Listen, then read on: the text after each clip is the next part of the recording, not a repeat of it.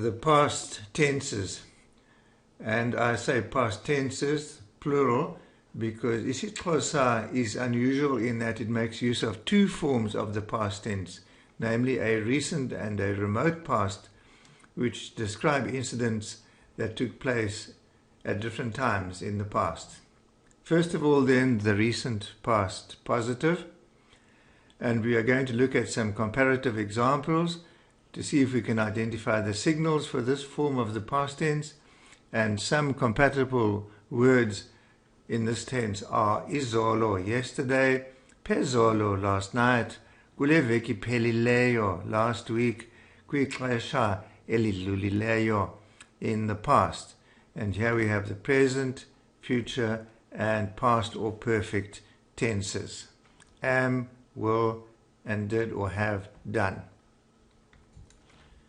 We once more make use of the same vocabulary and read as follows. Ndiyafunda, ndiza kufunda, ndifundile. Ndifunda isiXhosa, ndiza kufunda isiXhosa, ndifunde isiXhosa. Your tense signals are highlighted in red. Ndiyabhala, ndiza kubhala, ndibhalile. Ndibhala ileta, ndiza kubhala ileta, ndibhale ileta. Ndiyatya, ndiza kutya, ndityile. Nditya isonka, ndiza kutya isonka, nditye isonka. Ndiyaphunga, ndiza kuphunga, ndiphungile. Ndiphunga ikofu, ndiza kuphunga ikofu, ndiphunge ikofu. Ndiyadlala, ndiza kudlala, ndidlalile. Ndidlala itennis, or sometimes called intenetya. Ndiza kudlala itennis or intenetya, and ndidlale itennis. It is interesting to note that, like the present tense, this recent, past, or perfect tense, this set of examples can be divided into two groups. There are examples which can contain no object and are characterized by the ending ile, and there are those which include an object and are characterized by the ending e. This looks pretty simple, but as you by now know, isiXhosa is riddled with exceptions, and of course this is no different in this case. So the following verb stems, when used in the past tense, appear as follows, whether there is an object included in the sentence or not. Lala, sleep or lie down. Lele, have slept. Dibana, meet. Dibene, have met. Ngokola, chat. Ngokole, have chatted. Mamela, listen. Mamele, have listened. Pendula, answer. Pendule.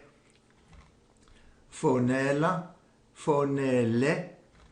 Fumana, fumene. Libala, libele. Batala, batele. Hlaula, another verb for pay. Hlaule. There are many more which we can add to this list. But what we are trying to illustrate here is that these verbs never end on ile in the recent past tense. We look at another set of exceptions in the form of what we call stative verbs. These are verbs which appear to be in the recent past because of their characteristic past tense ending, but have a present tense meaning, and they mostly refer to a physical process that began in the past and is completed or continues in the present. And the meaning of a state of completeness is therefore communicated. and for this reason we call these verbs stative verbs. Let us take the example of the verb chata, marry.